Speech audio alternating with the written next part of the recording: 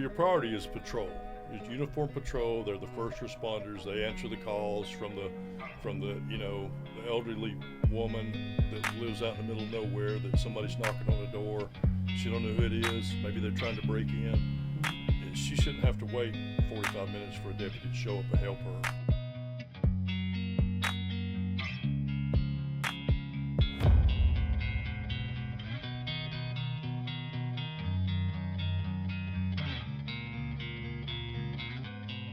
Hey, welcome back, everybody, to Thought Process. I'm your host, Shawn Wayne. And as you could tell, Dylan is not here. Well, you're going to see that here in a second. Dylan Patrick Hall is not here today, unfortunately. He had some other priorities to attend to. Today is going to be a little different. We're bringing in the candidate for sheriff. He's running for sheriff of Cullman County. His name is Tim Creel. Is that right? Creel. There we go. Tim Creel.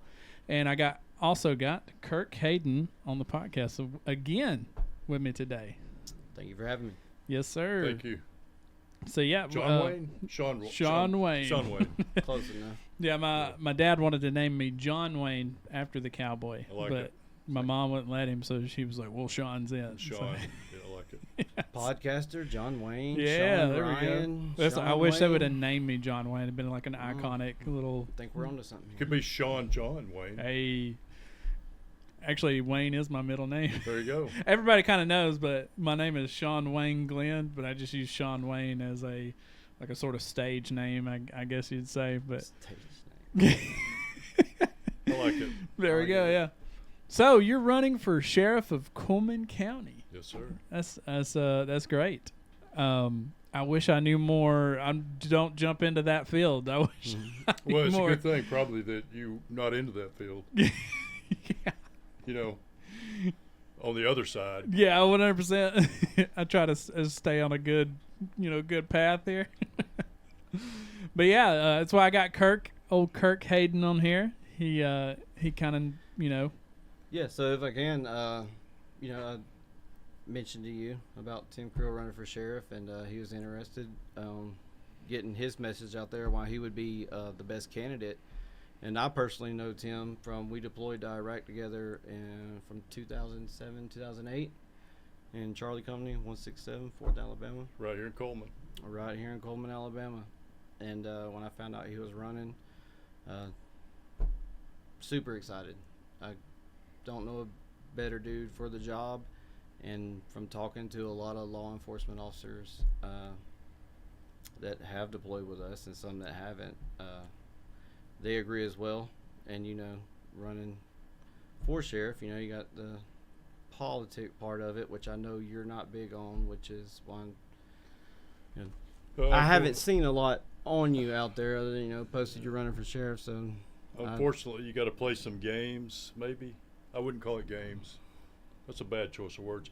You've got to go through the process, And I was curious about that too, because when we had talked, I'd wanted to, ask you like, oh, did you have to be a politician in order to do all this? Because, running for sheriff doesn't seem like a politician style role, I guess you would say. Well, you're elected, and that's in essence that's what makes it a political role. But yeah, but you don't have to bring those politics into day-to-day operations. Yeah, that's what I want to avoid. That's what I'm going to avoid. Yeah, is doing that. When you let special interest dictate your policy, then you go backwards. I'm not saying that's what's happening at this juncture with the sheriff's office. It's just my goal not to let that ever happen. And that's a good goal. And from what I'm hearing, that's a good goal to have. Correct. I've seen it go both ways. Yeah. I've worked for, let's see, 1, 2, 3, 4 sheriffs. I've done this for 38 years. I started in the 80s, and I've worked for several sheriffs, and I've seen them let politics get in the way, and I've seen them disregard the politics and do the right thing. And it always turns out better for them when they disregard the politics, if that makes any sense. Yeah. Yeah. I mean, I feel like anything would be better if they disregard the politics. I mean, you look at the national stage. I mean, Yeah. you know, And that's all I really know about is Because that's I why no one wants yeah. to talk about politics. Yeah. Like, that's one of those conversations. Everybody's like, well, we don't talk about politics and religion because they're so controversial and they're personal to each individual. And when it comes to the law, that's not how it should be at all. no, it shouldn't be. And you got to ask yourself, why would anybody run for office, knowing some of the things that you've seen on a national stage? The people that run for reasons of social status or even money, not so much in the sheriff's race, but on a national stage, when they run for money or power, where does that get them? You know, In your somebody's job is pocket. to represent the constituents, people out in the community, and when you forget about that part, then you're backing up again.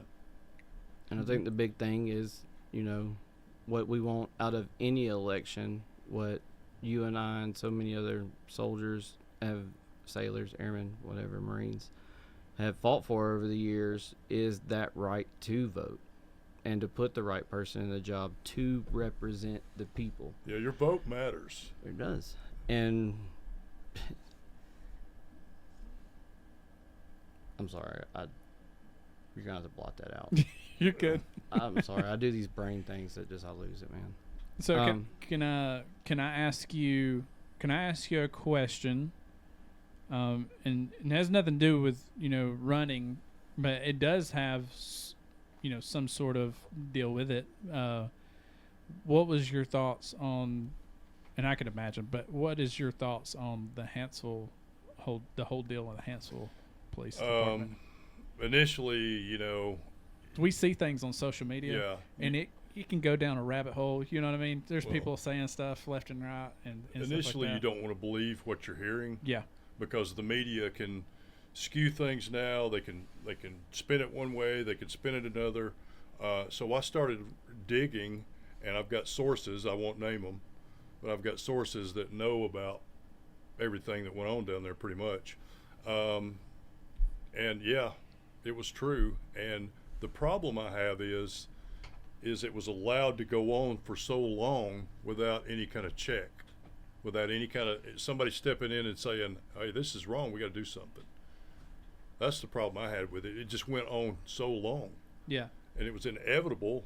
And rest in peace. I know the guy and I knew the guy that ended up passing away, and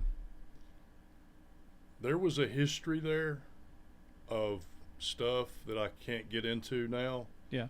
So when I heard about it, I wasn't surprised what happened in that aspect with him, but I was a little surprised that the administration down there let it go on as long as they did without anything being done. See, I grew up in Hansville, and maybe your opinion, why has Hansville always had an issue? It's Like, you think that would be one of the most booming cities in Cullman County, having the college, we got LP down there, and especially just the college alone. It always seems like it's... I've always heard, and people talk all the time, but I've always heard, don't go to Hansville. They'll pull you over for no reason. They'll put you in jail, do all kinds of stuff. So, I mean, I never had an issue going through, Hansville. And I'd ride bikes through there. I would drive my project car so there were no bumper, and stuff like that. I've never had any issues. I think part of it is the turnover rate that was at Hansville. A lot of officers use that as a stepping stone to go some larger agency like Cullman PD or the sheriff's office. Yeah. And it was a training ground. Or state trooper. The state troopers, Jefferson County, Mhm. wherever.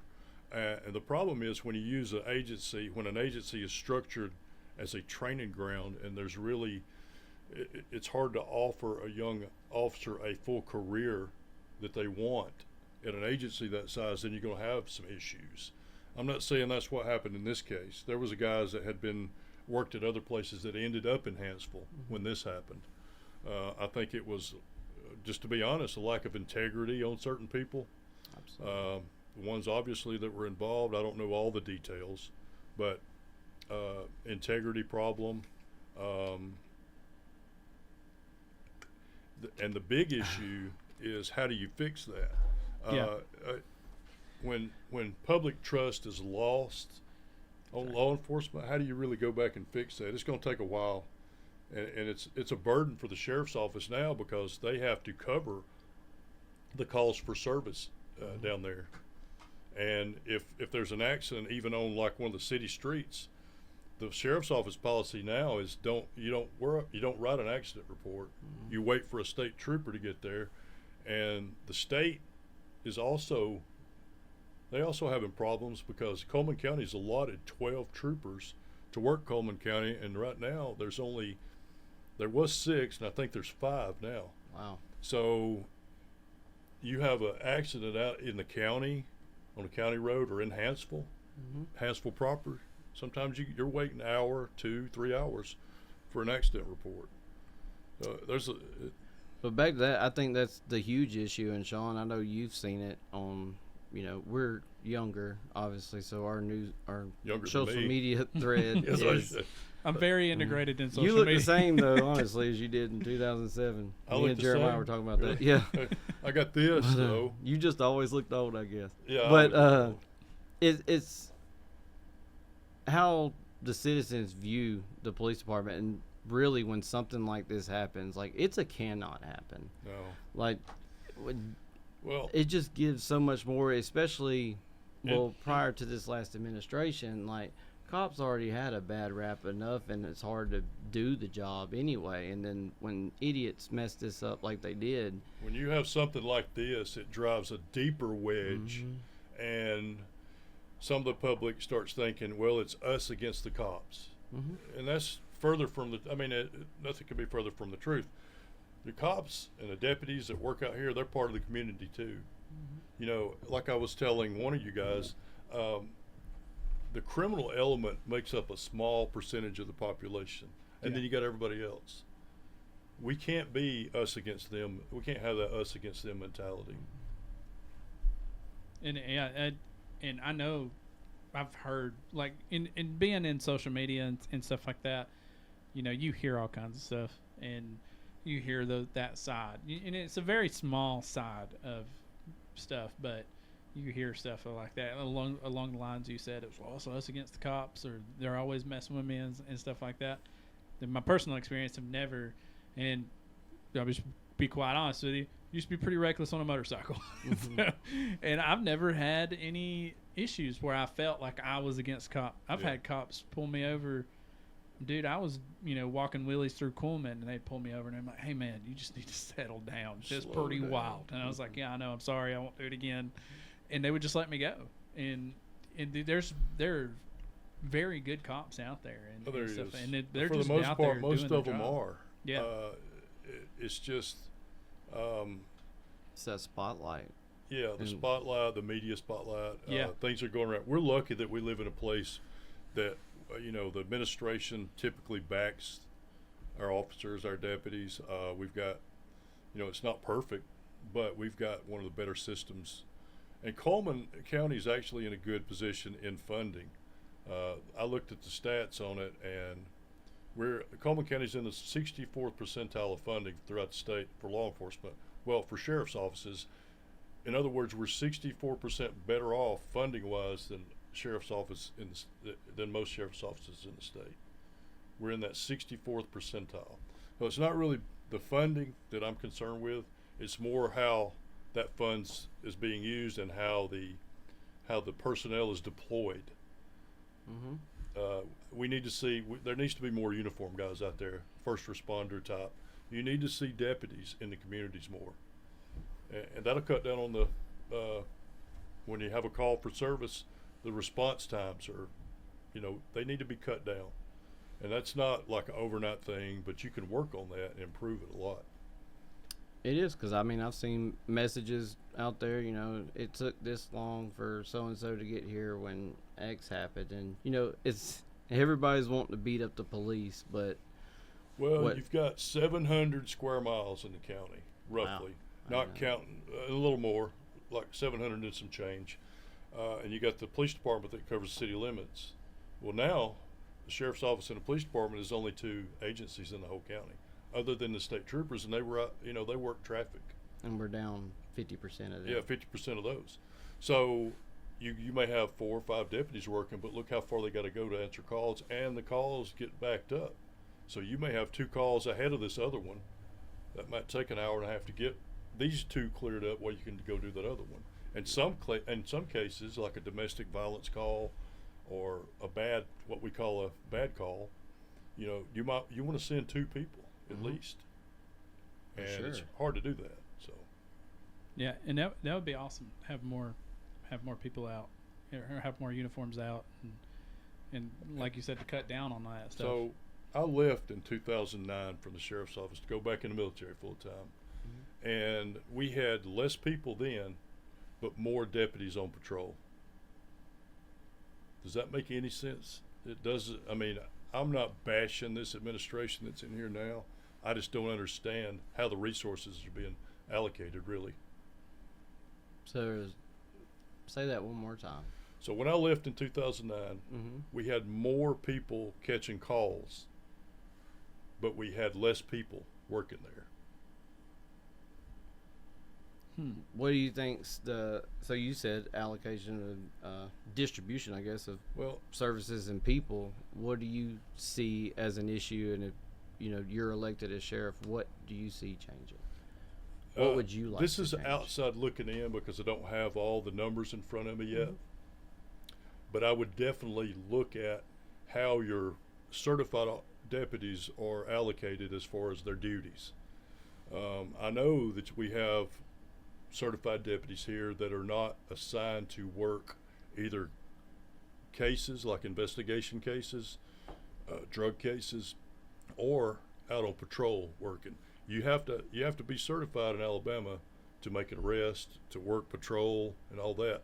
So they're using, what I see is they're using some certified people and putting those people in administrative slots that can be used otherwise, like in first responder slots or investigator slots. So I would have to look at that, but that needs to be really addressed. That way we maximize what we have and put those guys back out on patrol, a lot of them.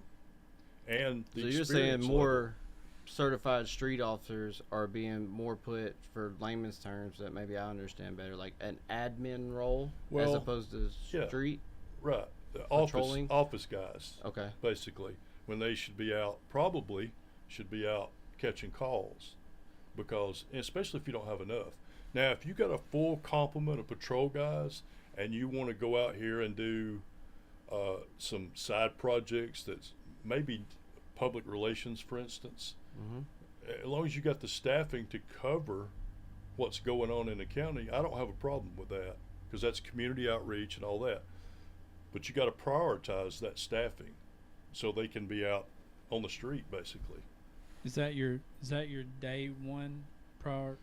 Is that your day one thing? What's the number one thing, like as soon as you become sheriff, that you have seen and watched in our county for the past, how many years has this previous administration been in? This is the third term. Third term? This administration here? Yeah.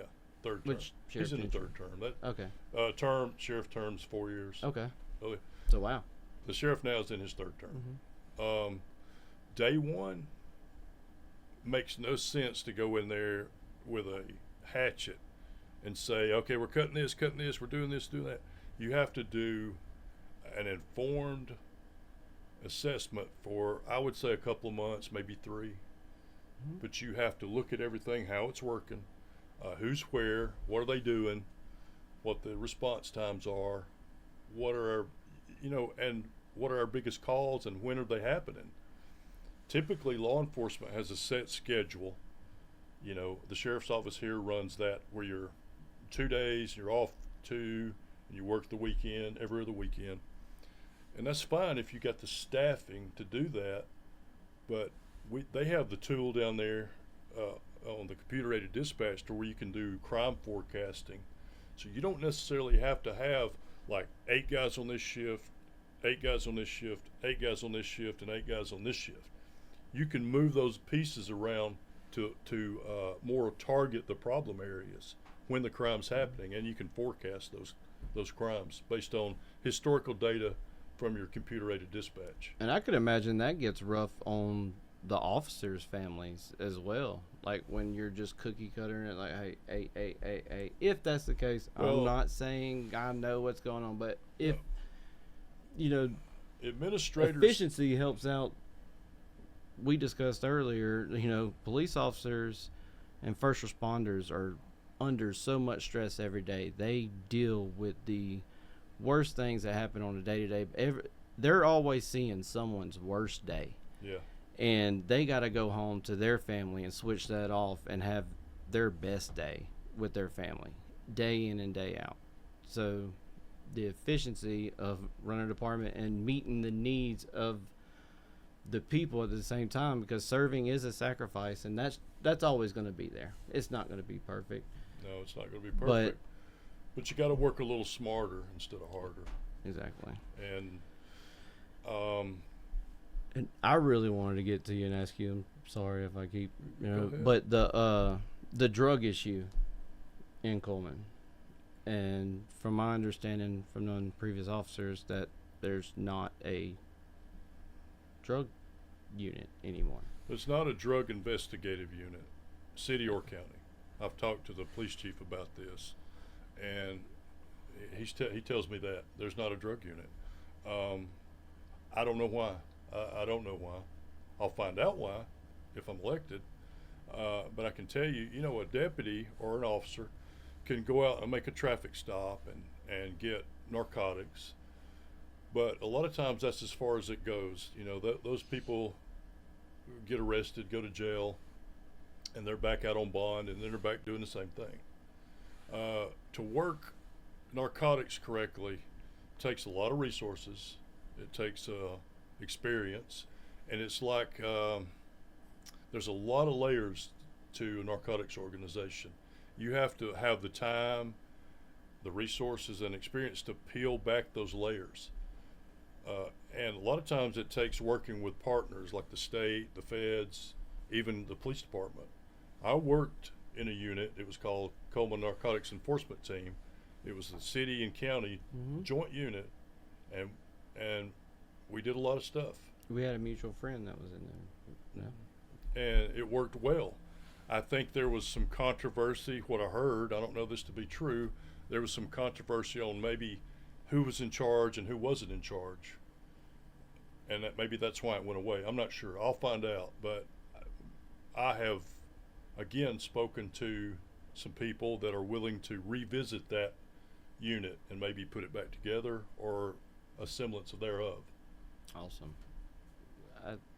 I just don't see how you have a county or even a city without it's as wide open as our borders have been, and with the fentanyl crisis and everything going on. Like, Well, I don't know how you don't have some kind of drug specific team. And again, you're talking about, you know, staffing and everything else and allocating sources where they need to go for the problem for our county. Yeah. So, Well, your priority is patrol. It's uniform patrol. They're the first responders. They answer the calls from the you know, the elderly woman that lives out in the middle of nowhere that somebody's knocking on the door. She don't know who it is. Maybe they're trying to break in. She shouldn't have to wait 45 minutes for a deputy to show up and help her. But back to the drug issue, that causes all your property crimes. I've worked this job long enough to know, probably investigator for over 20 years, maybe a little more, worked hundreds of cases, burglary, theft, violent crime, everything. All your property crimes are associated with the narcotics trade, all of them. If you don't focus on that, then you're just going to be picking the pieces up after the fact. A lot of law enforcement agencies are content with working the effect instead of the cause. And I see that everywhere, not just Cullman. I've worked in different places, and I see it in a lot of places. what do you think does that, though? Why? Obviously, us sitting here talking, and Shawn, me and him, we're not police officers. We know, like, why would you do the effect and not the cause? A lot of it has to do with. It can't be an effect without the cause. A lot of it has to do with you've got to have a good partnership with the prosecutors. You need a partnership with the DA's office on a local level. You also need a good relationship with the U.S. Attorney's office, because a lot of these cases could be pushed through the federal system if you had that partnership. The other part of that is administrators have a hard time in training and having experienced people to run those type cases. And when they get a lot of experience, like I got buddies that have already retired that could run a unit, but they've had 28, 30 years in it, and they're done. So, and you can't train experience. You know that. Absolutely. We've been on enough operations in the military to tell you cannot train experience. You can train, but you can't replace experience for that.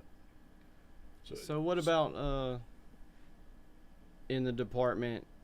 Is there programs for those senior officers to like train the trainer like that? Is those experiences, again, you can't supplement the experience, but the experience can be passed down into training scenarios. Do you see anything? So I got in the military when I was 19 years old in the infantry, and they preach in the infantry, train the trainer.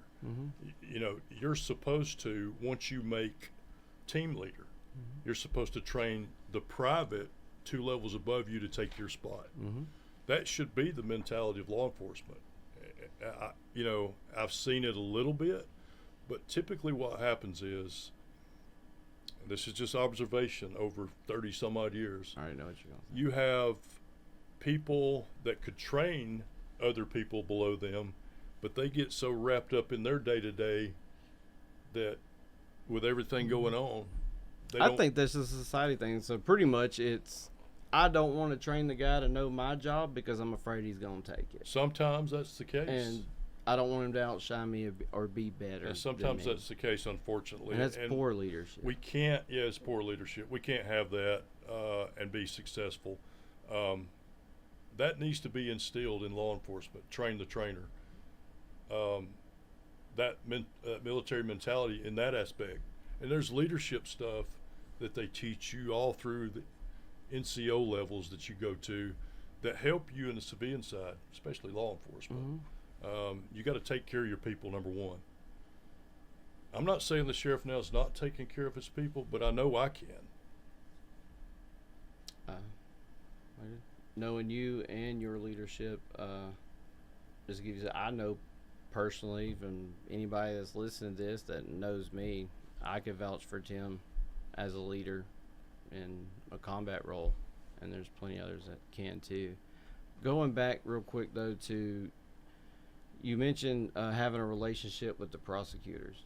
Do you have any relationship or know that Mr. Crocker? And I do. I know Chip for a long time. There's not going to be an issue with our agency. If I'm elected and I put and I structure the agency like I think it should be, there's not going to be an issue there. I recently met Champ, and he seems like a very good man. He wants to do the right thing. He's a very good man. So I'll say that. He's a very good man. And you ask yourself, well, I know people might be watching say, well, the sheriff don't have to work these drug cases or these murders or these robberies or whatever. But you have to have an operational knowledge of how they work, or you're not going to know if your people are doing them correctly. And I know enough people to know that I can put, if I need to, I can put people in certain positions that will, number one, work the cases correctly, because we're the only, a lot of times law enforcement is the only voice for these victims out here. Absolutely. So I can put people in place that will work them correctly. Now, you're not going to solve every case. I get that. I'd be naive to think you were. But if you work them correctly, you're going to see results. And by the time it gets to the prosecution part, by the time it gets to the DA's office, we need to put out the best work product we possibly can, because they got to go back in and prosecute it.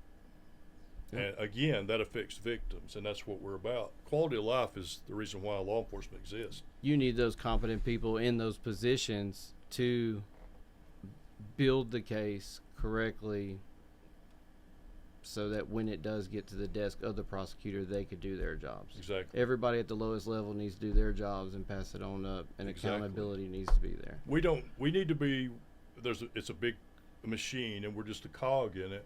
We can't be the weakest cog in that machine. Absolutely. Because you're the base. You're the foundation of the case. That officer on the scene making the arrest or whatever is making that foundation of the case. And if it's a weak foundation or somebody that's not supposed to be in that position at whatever level of the chain it is, it doesn't help the community. That's where it starts.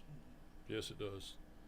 I had a bit of a question. You had mentioned this going back a little bit. You'd mentioned like a guy bails out, and me being a part of social media, a lot of people, and we talked about this a little before the podcast, but a lot of people will be like, "Oh, why did he bail out?" and all this, and because you see that on social media all the time, and people throwing fits in groups and stuff like that. So I just want to get your take on, because a lot of people don't understand the process and when it comes to like getting bailed out. And how'd they give him bail? Yeah, exactly. How did he get bail? So everyone that's charged is allowed bail. It's just part of the Constitution. Yeah. They have enacted over the last couple of years, a thing called the Anaz Law, that if you're charged with certain felonies, rape, murder, sodomy, the sheriff or the courts can hold that person for 72 hours pending a hearing. But all that hearing is a bond hearing. Mm-hmm. At the end of that bond hearing, the prosecution puts on their case why we should keep this guy in jail. The defense will put on their case why he should be released on bond. It's up to the judge then to say, okay, we're going to set him a bond and he can get out of jail on bond, or we're going to keep him at no bond. Now that's only on certain cases. Everything else, felonies and misdemeanors, everyone is entitled to a bond if they can make the bond. Mm-hmm. So people that say, well, the sheriff's office or the cops put this guy in jail and then, he was out before, like within an hour. They processed him and he was out. Everybody is allowed a bond. Everybody is entitled to a bond, with the exception of those ANI charges, those rape, murder. There's several of them. Does the judge, I guess what we're kind of like, people that don't know anything about it, like, does the judge decide whether or not? So you saying everybody's eligible for bond? Everybody's eligible for bond on a certain cases, certain Class A felonies. Mm-hmm. You can hold them without bond, but you have to have a hearing on that within 72 hours. Okay. The state does. Now, who sets the bond pay? The judge? Yeah, there's a bond schedule. That's all set by the state. Oh, it's a state. Yeah. They did XYZ, and there's like a chart or something. There's a range. Like if you get charged with like a Class D felony, which is the lowest one, there's a range on there, like a price range, mm-hmm. and it goes on up from there. It graduates up like Class B, Class C, or Class C, Class B. Okay. So typically, how it works is there's two. In Alabama, there's a district court and a circuit court. You can be arrested on a district court warrant or on a felony that the officer has probable cause to believe you committed, which would be, it starts in district court. That bond is set by usually a magistrate or a district court judge. Okay, then after that it goes to a grand jury, and officers, deputies, investigators present the case to a grand jury. That's the charging tool for circuit court to move it from district court to circuit court. I know. I know. It's a lot. It is. I mean, yeah. And again, going back to, that's what makes everybody's job so important. And thank God for the service of you and all the other officers out there that, again, have to start building these cases the right way from the bottom up. And I know some people really don't feel like it's harder for the officer. It seems like the bad guys got an upper hand sometimes, like the legitimate bad guys have, if it's not done exactly executed correctly, Well, like it's kind of like they got. That think about it like this. You Let's know what I'm say saying? Though? Like, let's say you weren't a bad guy, but you were in a situation to where you got accused or charged with something you Mhm. didn't do. This process protects you too. mm-hmm. You got to go through. You got to do the things the right way. Oh, I understand that 100%. I'm just saying, you like, know, it's yeah. from people and But messages and stuff that come in. Like, you know, Yeah. it seems like. Due process works for both sides. Mm-hmm. You know, it's just like search warrants. You know, if we didn't have the process in place, your neighbor that got mad at you for throwing grass over in their yard when you cut your yard could say, well, you know, he's selling drugs over there. Mm-hmm. And if that's all you needed, somebody might come kick your door in and drag you off to jail, you know. Mm-hmm. So there's steps you got to meet. That's true. Because, I mean, at the end of the day, like, I say that's true. I know that's true. But everybody that complains about it, like, I mean, if you're doing the right thing, you don't have to worry about You don't have getting to in worry about trouble. Yeah. You really don't have to Like, worry about it. You may have to go through an uncomfortable situation, pulled over, get a ticket or whatever, but as long as you're not a freaking jerk, like, Well, and You're if law enforcement is doing their job correctly, they're going to see at some point mm-hmm. that, you know, we need to look at a different direction. Absolutely. And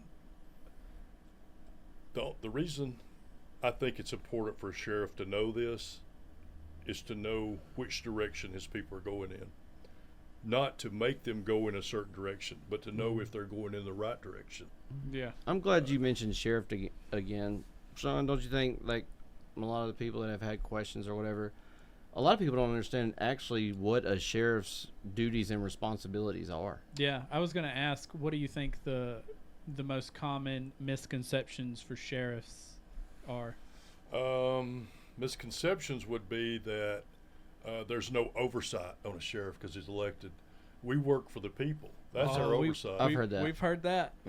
They can fire you, like, in 4 years when you run again, you can be fired by the voting public. Mm-hmm. Yeah. That's our oversight. That's who we work for. Responsibilities, you have to run the jail, which now it's the Cullman PD is also using that jail. Okay. When I left, we were housing federal inmates also. Mm-hmm. You have to serve the civil process papers, Mm-hmm. which is like small claims or garnishments. You got served. Yeah, Yeah. all that stuff. Yeah. Subpoenas, you have to do that. You have to, and you have to protect the unincorporated areas of the county.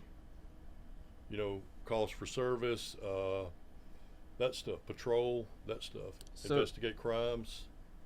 All right, let's go. Like, so the chain of command for sheriff, like, so there's sheriff, and then who's under you? Typically, you have a chief deputy Okay. who is like the number 2 guy, and I've seen it work several ways. But the best model I've seen of that is you have the sheriff, you have the chief deputy who's mainly an HR guy. He deals with personnel. Okay. You know, because you got over 100 employees at the sheriff's office. You can imagine you're going to have personnel issues arise. Mm-hmm. You know, small things. It may be small, but he deals with that. Then you have an operations guy, typically a major, that runs day-to-day operations. He has oversight over all the division commanders. You know, you'll have a jail warden who's over the jail. You'll have a patrol guy who's the captain, probably over patrol. You'll have Is this how you're gonna do you'll have an everything? investigation captain. Yes This is what and no. works. You've got to have key leadership so you can delegate authority. Mm-hmm. Because one guy can't run the whole Right. place. I mean, Micromanaging. if you try to do that, then it's on autopilot, and that's not going to work. So you have to delegate authority to key leadership, but you have to select and you have to select the correct people for those positions if they're not already there. Mm-hmm. That's why that 3 to 4 month assessment is key on a change of administration. Right. If you have an administration that runs for, like Sheriff Roden, Tyler, he was in there 4 terms. He was constantly changing the best he could. But when a new set of eyes comes in, you have to look at those changes and see how effective they've been or are they currently effective? Does that make sense? Mhm. So that's why you have to go in and daily assess the capability of those key leaders to make sure they're doing the right thing. They know what to do. They have the tools to do it with. They have the proper staffing. All those things. The right people, the right job, and trust them to do it. Right. But then again, trusting but verifying that they're doing their job. And Trust if they're but not, verify, yeah. then you do make those changes. Yeah. You So- have to, because it's bigger than just one person. You know, like I said, the quality of life of the community depends on your action or inaction a lot of times. So, I'm sorry. You go ahead, Kirk. So, Shawn, one of the questions, or I think I told you earlier, yeah, I spoke to some officers in the community, and just you being elected sheriff, there is an issue with the gear and them wearing, instead of the outer vest with the plates that, seats everything comfortably, like we would wear in the military, or at least the new ones now. The old ones were crap, but Yeah. what they got now, Right. and the back issues that I have a few buddies that have had back surgery and stuff. And from what, I'm not an officer, so I can say whatever I want to. I'm not running for sheriff. I'm just saying what has been brought to my attention is that the current administration does not like the vests that work better for the officer, the patrolman, because it looks too military or threatening. And I'll give you my opinion, and then you could give me what you think. So, one, for me, the officer who's wearing the crap all day, and there's obviously a lot of back problems and stuff. It comes with us, wearing crappy gear throughout the Army and stuff. They just now have retrofitted and got things to fit right. But so the physical problem of back surgeries and everything, again, I'm talking about lack of a better term, manning or whatever. So you got an officer that's down with back surgery because he can't do his job, or he can't run, catch somebody, whatever. He's not at his top physical performance, whatever, for lack of a better term. Sorry, y'all. And then, to me, having a vest on, you could still look professional. And me, as an innocent civilian, like we said earlier, like if you're not doing anything wrong, I'm going to feel safe with you beside me when there's someone acting an idiot. And as a bad guy, I'm going to be a little more hesitant to mess around because of that intimidation. Well, I've got an opinion on it. Okay. Does that make sense? I know I just It jumbled does. all that. There's a couple of factors why you would look at tactical outer carrier. I guess you'd call it tactical outer carrier. First of all, who says it looks too military? Who says it looks too much like the military? Really, who says that? I mean, if you look at the benefits, they, to me, outweigh it looking bad or militaristic. Mm-hmm. The benefits is if you wear a gun belt for 25 years, you're going to have problems. If you wear that Sam Brown like we all started with, you're going to have problems. The physical condition of your deputies or your officers is another. I've harped on this for years, but the state requires you to do a minimum standards PT test to go to the academy. Mm-hmm. So what does minimum mean to you, Kurt? Minimum means the lowest, right? Yeah. So you're required to do the minimum, Just enough. to go to the academy. A lot of agencies don't require you even to maintain that minimum for your career. There's no PT testing, Most agencies like not don't. yearly or something? No, the state just enacted this, I don't know, 4 or 5 years ago, to where you don't get your step raise if you don't pass the obstacle course. But that obstacle course, I don't know if you've ever ran it, but it may be below minimum. Minimum standards for the police academy is I've known some guys that passed it, and I know it's not that bad. well, minimum standards for the police academy is push-ups, sit-ups, and a 1.5 mile run within time. Mm-hmm. You got to do like, and you're gonna think this is funny being from a infantry unit. I think the minimum push-ups is like 26. Minimum sit-ups is like 20 something, and you got to run a mile and a half in like 15 minutes and something. That's minimum. Yeah. Do we really want minimum at the sheriff's office? No. I'm not saying we could go in a day one and say, okay, you're all out of shape. We're going to start PTing Right. today. Of course not. But you can work on that at a shift level. But this is like one of the jobs that if you're in this in service, one, you are serving, yes, thank you for your service, but you are also expected to be the tip-top example for the community. Yeah, And- I'd want a cop that's going to chase a criminal. Well, I've seen some cops hop out of the car, and I'm like, I would so run from you. a lot of it, Like, I would definitely I run know. from you. A And you're lot not of it is- catching me. a lot of it is personal dedication. You know, you got to be dedicated to kind of keep yourself. And I mean, I'm 60 years old. I can pass the PT test. Mhm. What's wrong? You know what I mean? Mm. Almost 60, not quite, but almost. It's like So- I've been teaching my kids lately, Tim. I'm sorry, but how you do anything is how you do everything. Yeah.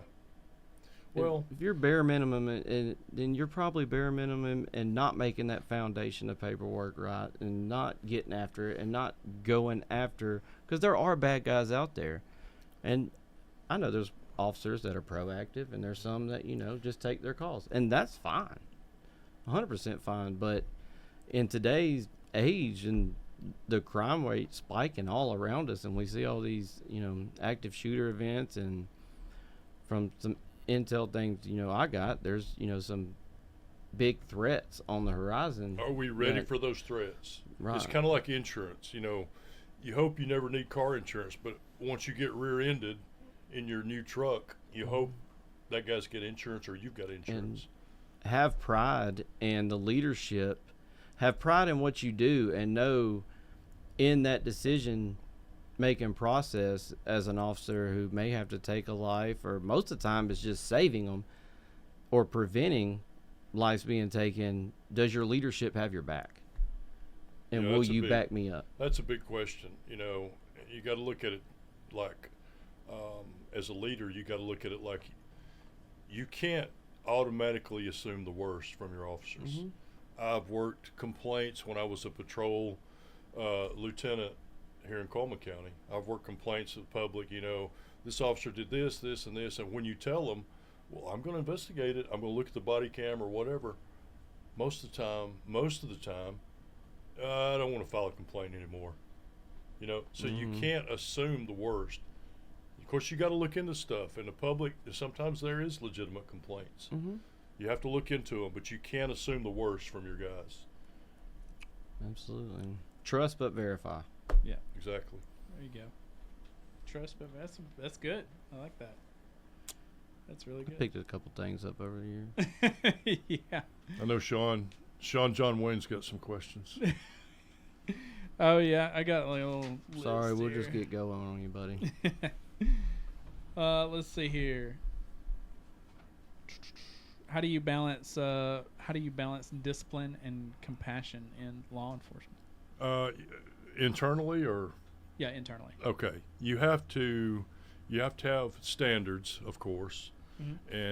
and the people are required to meet those standards, ethically, morally, professionally. You can't lower the standards for the individual. At the same time, though, you have to look at each situation that may come up. You have to look at it objectively, and you can't say, well, they did this, so we're doing this. You have to look at each situation is different. Yeah.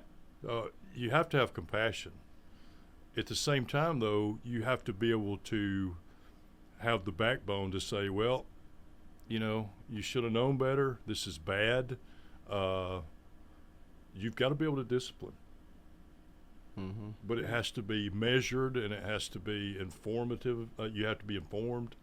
You have to know pretty much everything you can about the situation before you make those decisions. Because you can effectively change someone's life by certain disciplinary actions. Absolutely. You want to make sure you're right before you do that. I've seen it where, well, first of all, the good old boy system, if I'm elected, the good old boy system's gone. The promotions should be meritorious based promotions. The assignments should be meritorious based. Just because you got 25 years doesn't mean you can run a narcotics unit or you can run a major crimes unit. You know, you have to have a track record, pretty much. But back to your question on discipline, you have to be well informed as a leader to make those decisions. Yeah. But you have to be able to do those and not be scared of, well, if I suspend Officer or Deputy Jones, I might lose some votes. That's where the politics comes in again that we're done with. They're going to unfollow me on Facebook because you I can't did the worry right about thing. that. You got to stand by your decision, make the decision and stand by it, but the decision needs to be made objectively, and you got to look at all the totality of the situation. That's good. And you can't punish a whole group of people for the actions of one. Thank you. Yeah. I hate that. Mass 100%. punishment is 100% We've seen it. We've seen it in the military. leadership. We've seen it in the military.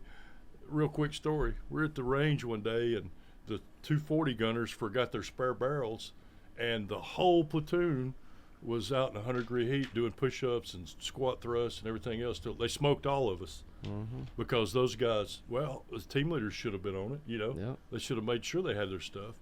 But Mass punishment, weak leader. You're a weak leader if you can't make the decision and target the I agree. person who is responsible. Now that may be a supervisor, and then it rolled down to 2 team leaders or something that are responsible for what happened, but not the whole group. How The do you people that are in leadership positions should be held So accountable. with the stressors of this job as a deputy or an officer, you add something like bad morale caused by mass punishment or poor leadership. What kind of job are they going to do out here?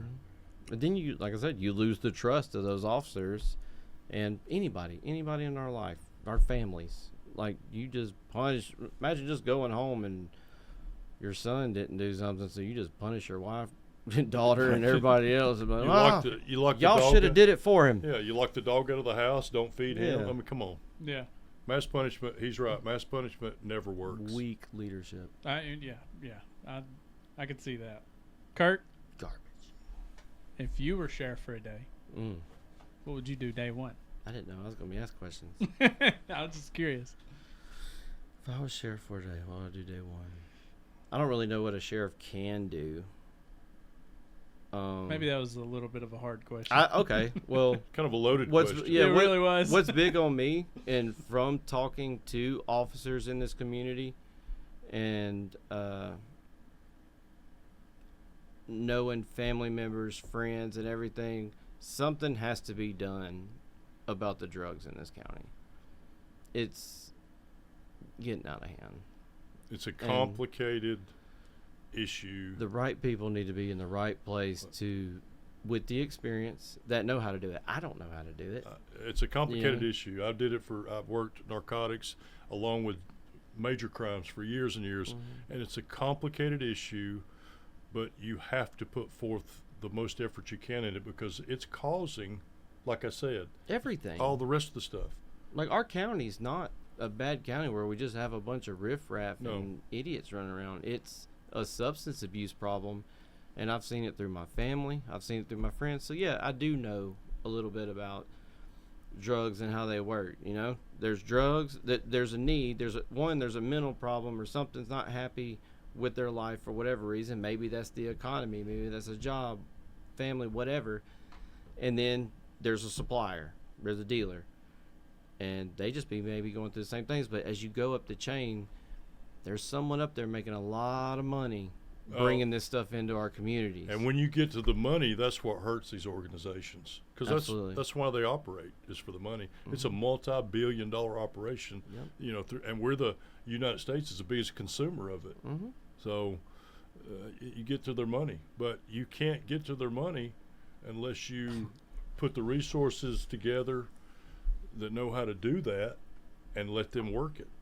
That's what I would do. I would, just from my ignorance, everybody, I'm sure there's a lot of maybe people that may watch this in the force or whatever here in Cullman, but what Kirk Hayden would do from the problems that I see, I would get on this drug issue and hire a team and good officers to stop it and link up with the surrounding counties from where it's coming from, because we got Birmingham, Hanceville, we're right off 65, like,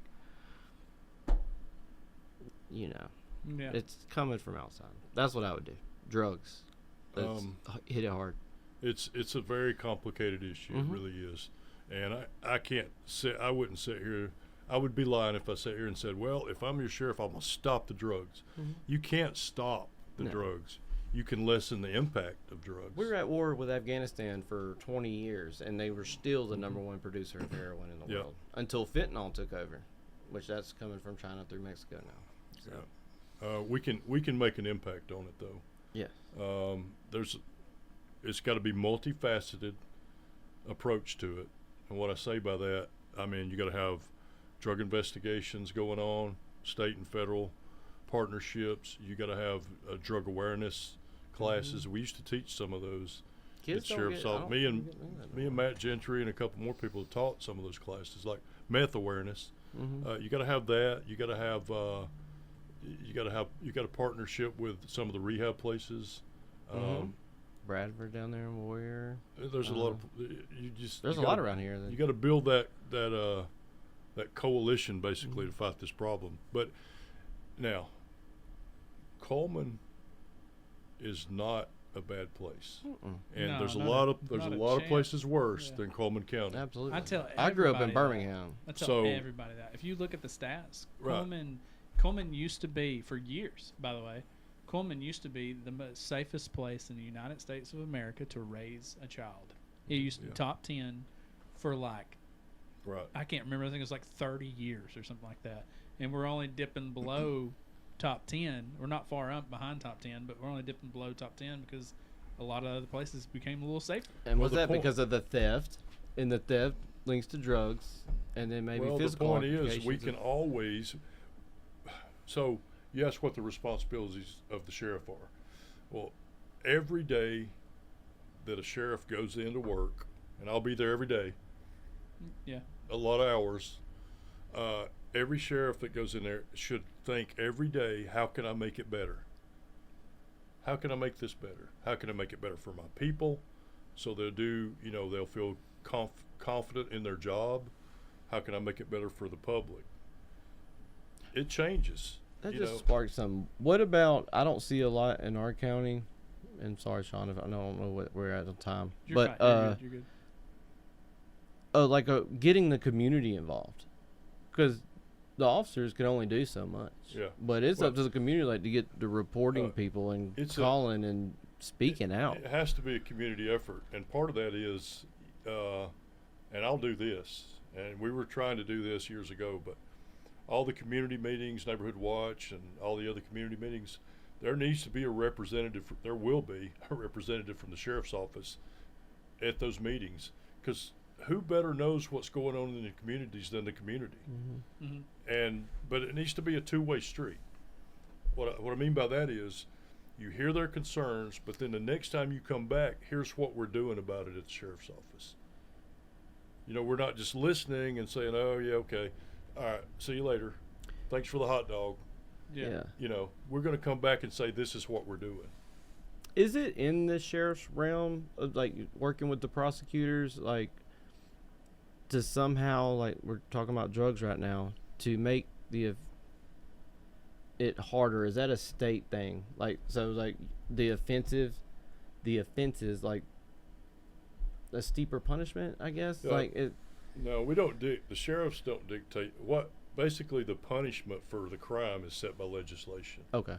Yeah. Now you can partner with legislators if you got some wording or some changes you want to see made. You can try that, but ultimately that has to be voted on in Montgomery, so it can be codified in the state code.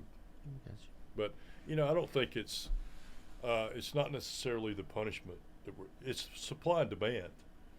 The dope is the supply and demand issue. You got to cut off as much as the supply as you can, because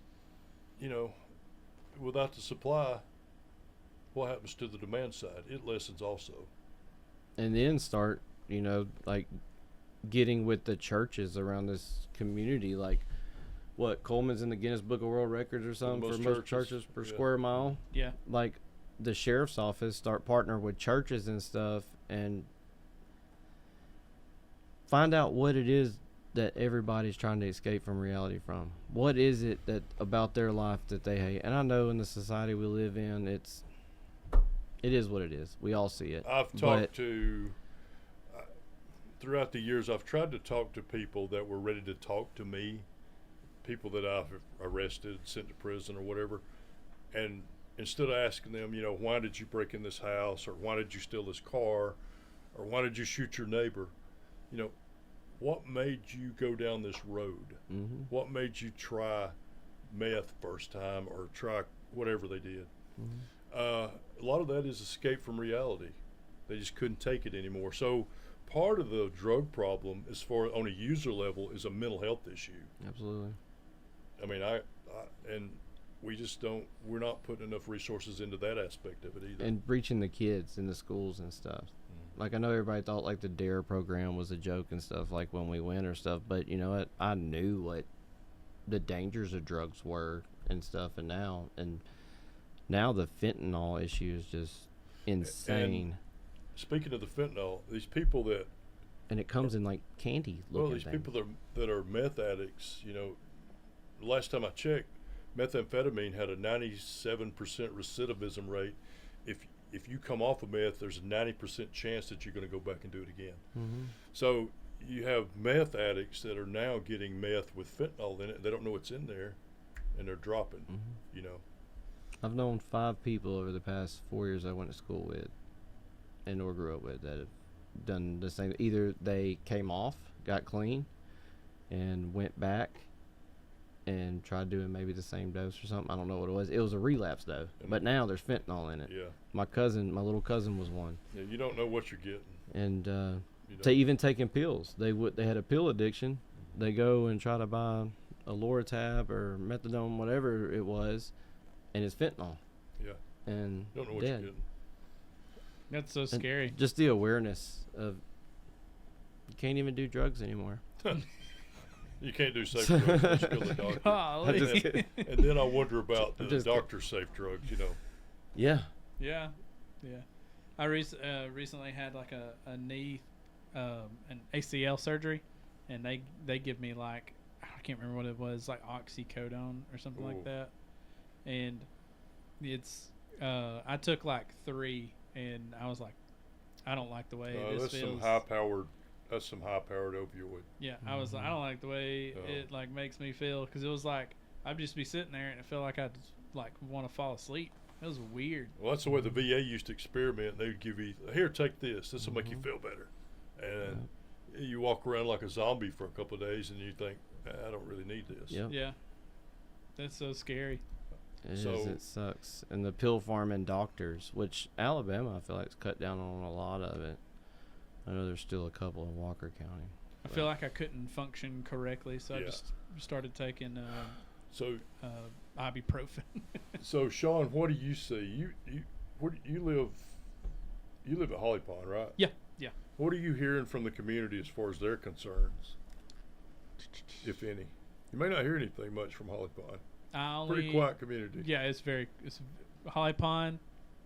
I know a couple people out Yeah. there, and Holly Pond's a great community. I've lived there, my entire life, and I came. The most action I praise Holly Pond, because I never knew the cops that patrolled Holly Pond. Never knew them on a personal level or anything like that. But like when we were kids, bro, like we were riding go-karts in the middle of Holly Pond in the red light. oh yeah, You cruising, and the cops would just sit out there and film us. They would be, Yeah. it would be so Yeah. cool, and they never like mess with us. And we were just straight kids, just straight, Being kids. being kids, just doing crazy stuff. That's and, what I loved about Cullman. And when I came to Cullman, Yeah. you hear more stuff in Cullman because it's a city. And stuff like that, but there would be like fights and because I moved to Cullman when I was like 15, and Same. we used to ride bikes around Cullman. My mom, I don't know why, she would let me stay out till God knows when. We'd be out riding bikes. There would be fights, man. There would be, people chasing you. It's all kinds of stuff, and we never experienced that in Holly Pond. In Cullman, in Yeah. the city. Yeah, in the city. Oh, really?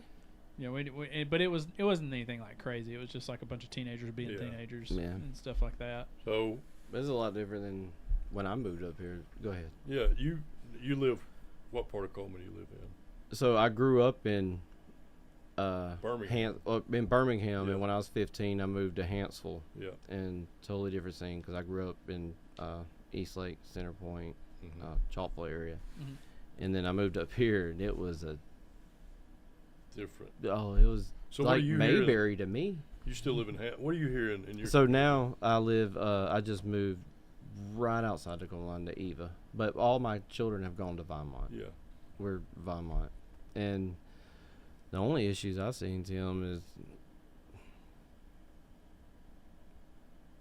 from Hansville. From when I lived in Hansville, is why that place can't grow. The poverty is still there, and it's all you could tell. The drugs, like no chance to grow or whatever. I know it's not the sheriff's job for the economy or whatever, but Sheriff's office had a hard time right now with that because of Hansville shutting down. I mean, I know there was a proposal to the city council about funding to add more deputies down there. Problem is though, we don't have enough deputies total as far as patrol deputies, and the recruiting. I mean, like I said before, there's more people that work at the sheriff's office than when I worked there, but the way they're allocated or the way the resources are set up, you do have less working patrol. But on the other part of that is it's harder to recruit now. And that's nationwide, but it's harder to recruit because you've got to have something that you offer a young person wanting to get into law enforcement to come to work for you. Yeah. So what do you think, Tim, makes you the best candidate against your other two running mates? Just to be honest, it's the experience that I have working pretty much all aspects of law enforcement. I've worked, I've worked patrol. I've been patrol supervisor, major crimes investigator, narcotics investigator on major cases.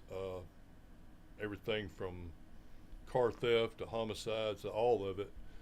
The other part of that is, and you're going to relate to this, I was a team leader, squad leader, and platoon sergeant.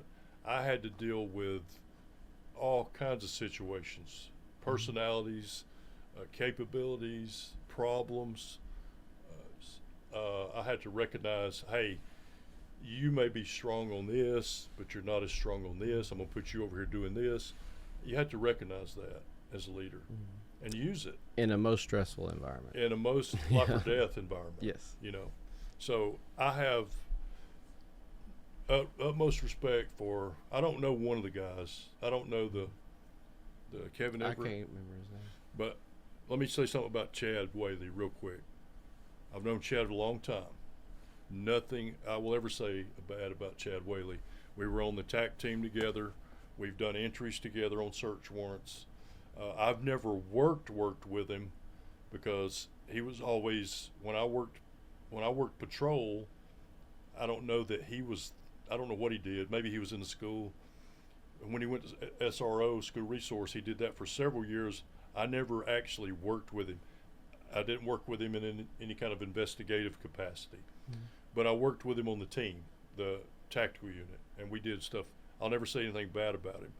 The disadvantage I think he has is the lack of operational experience for everything the sheriff's office has to do. And that's what I've heard from other officers. And myself, I know Chad personally as well. He was my landlord. Good guy. And he is one of the best human beings, a good guy that I've ever met. Absolutely. But that's the same concern, is just the experience wise as a street officer, I guess. And again, I don't know. I'm just repeating from talking to officers. Love you, Chad. And again, but I'm just too, repeating what Yeah, we're putting the again, information out there. the sheriff doesn't have to work those cases. He doesn't have to work the murders, the robberies, the drug cases. But you need knowledge of how they're supposed to work. Would let's say Chad did get sheriff, would you consider taking like the assistant deputy position or anything? How does that work? I don't know. I mean, I don't know if he would ask me to do that. Yeah, I would consider it. You know, of course I would consider it, because that would mean starting back where, finishing back where I started. To be honest with you, if this being the sheriff in Cullman would be the culmination of my whole career. I mean, I've got 38 years in, minus a couple of deployments. But yeah, I would consider it. I don't know that he would ask me to do that, because the changes I would make would probably be probably 180 from what he would continue to do as it's going now. I mean, I don't know what he's planning on doing change-wise. Yeah. I just think that some of the stuff I would do or want to do wouldn't coincide with some of his ideas. I think we need to be more aggressive toward the criminal element, focus on the criminal element. Absolutely. And be more community-oriented for everybody else. More approachable, I guess. Not that we aren't now, that the sheriff's office isn't now. We can improve on everything that's happening over there. I mean, there's always issues with any administration or whatever, and there always is a need for the next administration coming in to progress. We don't need to stay the same. We need change. I agree. Like, Change is a good thing. Yes. I agree. And it needs to change now. for the better. We don't need to continue to do the same, because if you continue to do the same, things kind of seem to eventually start drifting backwards. Now, I've heard people the say, current's always going. no need to fix it if it's not broken. But law enforcement is constantly evolving. You're dealing with a society. The society's evolving. The criminal element is evolving. They know our tricks. You know, they know our routines. They know what we have to do, what we can't do, what we can do. The real criminals know this. We have to try to stay one step ahead of that. And by that, we have to evolve constantly and be better and do a better job technically than we can't just get comfortable with, okay, we're here, we're just going to stay the same and we're going to be comfortable with it, because they're going to outpace us every time. So that's what I'm bringing. That's what they call the game's always changing. Yeah. That's pretty good. Yeah, that's really good. I'm a thug. But yeah, We could talk TTPs and all that stuff, you know. Yes. well, man, this has been you had talked about doing sort of like a video thing as well, right? Like Yes. to kind of help the community learn a little more when it comes to, because we touched a little on the bail, because a lot of people are like, oh, why did this guy bail out and stuff like that. So unless you've been involved with law enforcement as far as a victim or even a suspect, you don't really know how the system, and if you're a victim, a lot of times you still don't know how the system works. Yeah. There's processes that we have to do, that the court has to do, that the DA's office, prosecution, they have to do. Yeah, I'm going to put together an information briefing so people will better understand what the role of law enforcement is, as opposed to the court system and the DA's office and all the other entities involved with our criminal justice system. And it's a really cool thing to see, like an administration get involved in such a way like that. And Information. It feels like you guys are coming up.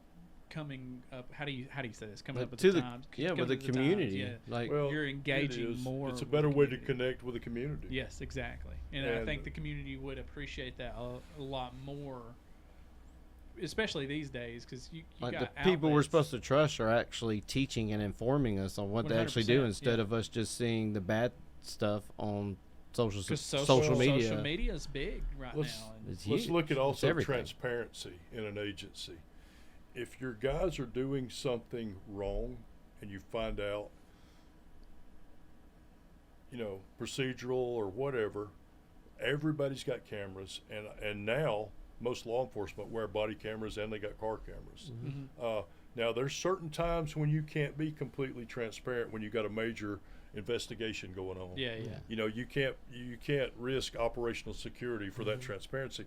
But after the fact, or whatever, the community needs to know this is the reason why this happened. Yeah. And so we're going to be committed to that. I think if you do that, that's huge. It's huge in my, and I see it all the time. I'm a big social media guy, and I constantly see it across social media, YouTube, Facebook, wherever. I see it all the time. And Well, like you said, it's that cause and effect. Yeah, Yeah. and you need You're to see telling that, the community, hey, this happened. yeah, We're going after the cause of it. yeah. We're not just this instance happened, reporting whatever. Well, Hey, and- we're going to find out why. And like Shawn was saying, you watch social media, sometimes you get a skewed vision of really what happened. You see a portion of it. Yes, You yes. don't see the totality. Yeah, and there's You know. people all the time on there, and then you got the wrong. Obviously, you got some of the wrong people on social media that'll like you got the good and the bad, right? And they're barking that bad up the tree, and nobody's really Yep. taking the thread of the good up with the bad, and the bad gets seen by everybody. So if you got this if you got this idea of connecting with the community and putting this transparency out there, you're gonna, man, like I said, Well, I'm a huge fan of that. well, too. so there's a fine line that deputies and officers have to walk. You've got to be writing what you're doing, but sometimes you have to be ruthless when you deal with certain people. Yeah. Now, maybe that's a bad choice of words. You have to have the courage to be rough when you need to be, Yeah. but you also have to have compassion, and you have to know that what you're doing is the right thing to do, legally, morally, ethically, all that. But you can't be a pushover either. Yeah. You can't be, drug around by your collar by something, because these people will try you. The criminal element. I'm speaking of the criminal element. Yeah. Okay. You can't let that happen. Yeah. It's when again, huge fan of that idea. Yeah. that idea. And I know a lot of people, in the field that I'm in, they're the same way. There'd be, man, that is a fantastic idea, and they would fully support it. 100%. I appreciate it. Absolutely. We're going to do that. I've got. There's too many things for us to cover in this podcast. Yeah, of what we absolutely. want to do. Yeah. But I want the people to feel safe. Is the main thing. Yeah. I want the public to feel safe. I want the public to feel like the sheriff's office employees and the staff are trained and professional, and they can handle the situation, whatever it is. Sheriff's office should be the leader, law enforcement leader of any county. We should be the best trained, best equipped, best paid. We're not now, but we should be. We should set the example, in my opinion. And that's what I'm going to strive to do every single day. If I'm the sheriff, I will go in it early every morning, and I'll be there, making it. And the staff that I'm going to have will make sure it happens. That's great. And then the information, great, man, yeah. that you're talking about putting out there, that's a big one. Yeah, it's Yeah. massive. I don't know if you know how massive it's, but Yeah. it's great. I tried to do that several years ago, and it was put on the back burner. Yeah. I won't say by whom. It was put on the back burner like it wasn't very important, but that's how you connect with the community. They need to understand that there's steps you have to take, like when you put somebody in jail. Yes, most of the time they're going to bond out, and it's not your fault. It's not the sheriff's office problem. It is our problem because we deal with them, but it's not our responsibility to make sure we can't hold them legally in jail. Right. And the other part of that is your neighbor may be doing something, or someone down the road or whatever. We have to do the investigation the correct way. We can't just go, violate their rights, kick the door in. Once officers and investigators lose their integrity and lose their ability to go and testify in court, I've seen this happen. they're no good. They're useless in their job. So we got to do it the right way, and you should anyways, because it's you don't want to be wrongly accused, and nobody does. So you got to put those cases together properly. So bottom line, we need what it sounds like. You're going to be a proactive sheriff, informative sheriff, and an aggressive sheriff. And I think all those things combined together, it's just the relationship with the community. That's what and it is. And calling everybody to do their job. We are a community. That's what it is. You got to connect. Your guys live in those communities. The sheriff lives in those communities, in a community in the county. You have to. I mean, you're a citizen also, and your deputies are. We got to get away from the us against them. Yeah. Now, when you're looking at the criminal element, which is a small percentage of the population, sometimes it is us against them, but it's everybody, not just law enforcement against them. It's the community also. We need to make them scared to do business in Cullman County. Well, and I've tried to, that's a good point. Sometimes you can't always put everybody in prison for selling drugs or stealing cars or whatever.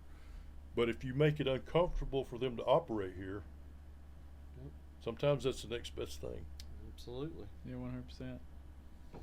Well, I've thoroughly enjoyed. This was very informal, because I didn't know too much about everything is all of everything we talked about. So this has been very informal to me, and I'm super happy to have you on. This was my first podcast, and I appreciate it. Yeah, absolutely. Thanks for the invitation, and Thank you. I didn't do this for any other reason other than I've got to get the message out that number one, I'm not saying the current administration is doing a terrible job. I'm not saying that a Chad Whaley administration would do a terrible job. What I'm saying is we can always do a better job. And my point is, you elect me as a sheriff, you're going to see changes, and you're going to see positive changes. You're going to see more people out riding. You're going to see more deputies. That's the first thing. You're going to see more deputies, and you're going to have that community outreach as far as information like we talked about. But I appreciate the opportunity to come talk to my old friend here, and Thank you. Shawn John Wayne. First time I met him, but thank you. Yeah, absolutely. This is a bit of a different podcast, but I want to be, I want to be different. I want to, do everything I can and reach out to, I felt like this was a really great way to reach out to somewhat of, my community. And I would encourage you to invite the other two candidates on here. Absolutely. I'm going to call Chad. I'd call Chad, invite him, and Kevin Everett. I don't know how to get in touch with Kevin. I would invite him too. I'm going to call Chad.